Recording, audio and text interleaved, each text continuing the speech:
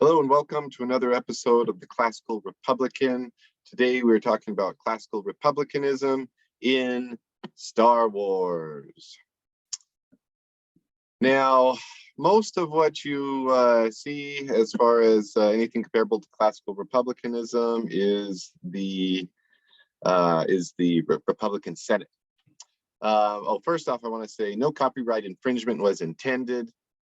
Now, there are many videos that talk about how the galaxy was not democratic and most planets are kingdoms that send delegates to the Galactic Senate.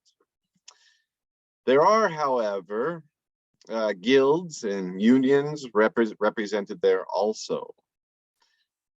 Now, during the Clone Wars, the relationship between the Jedi Council and the Senate are altered as the Jedi become the military commanders for the Republican clone army. Before, they were just peacekeepers and negotiators, etc. We see in a deleted scene, which I believe deleted scenes are a part of canon, a group of senators forming a caucus to oppose the imperial form of government. This group is, out of necessity, secretive and would keep no minutes of deliberations.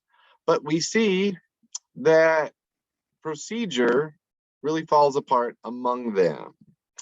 Okay, skipping ahead to Rogue One, we see that a council meets and issues are discussed, but decisions are made without any votes. Okay. Now, the Senate lasted nearly 2 decades into the empire. I want to point that out. So there is some check on the empire. And to give you the degree of the check on the power of the emperor, in Rebels Season 1, Episode 3, the Senate bans a type of weapon and shows the Senate is still capable of promoting values independent of the emperor. Maybe not able to provide a check on the emperor completely, but still retaining some power under the Galactic Empire, perhaps still more powerful than the parliament we saw in the early Stuart dynasty.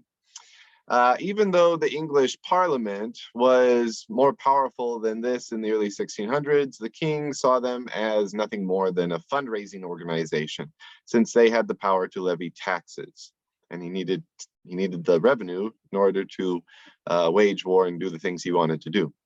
The Galactic Senate seems to carry more power than this, as we see in Rebels.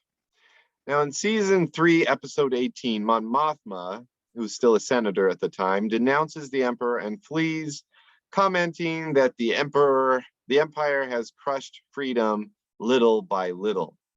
Institutions such as the Jedi, banks, the local militia are disbanded by the empire.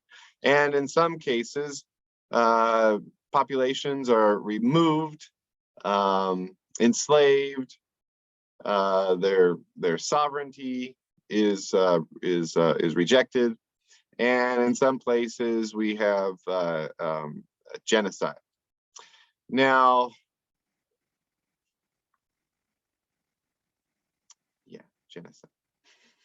Now, in the New Republic, you have these centrists versus the populists, and they seem to, one of their big issues is a citizen militia versus a galactic army. And from what I understand, this is mostly in novels. It hasn't been portrayed in any movies. The centrists want to have a galactic army, more centralized authority, but the populists want to have just citizen militias.